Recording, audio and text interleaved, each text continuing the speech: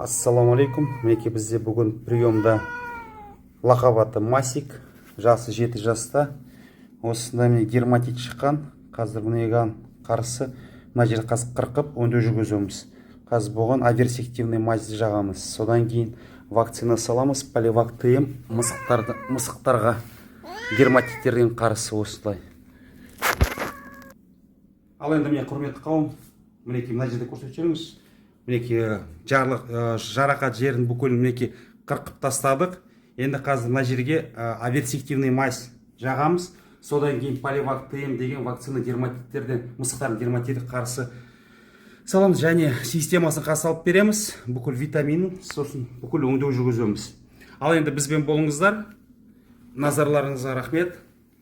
Мінекей осылай мінекей болып тұр. Қарап жерсеңіз болады. Мінекей осындай дерматит шығып тұр. Ал енді ең бастысы біздің масямызға ем болсын. Жасы 7 жаста. Тіркелуге ұмытпаңыздар. Өз лайктарыңызды басып отырыңыздар. Назарларыңызға рахмет.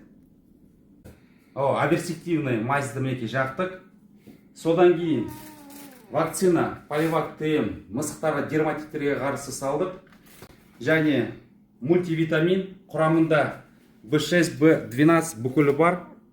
Және осындай травматин бүкіл дәрі-дәрмектер салынды. Енді ең бастысы ем болсын, құрметті қауым. Назарларыңызға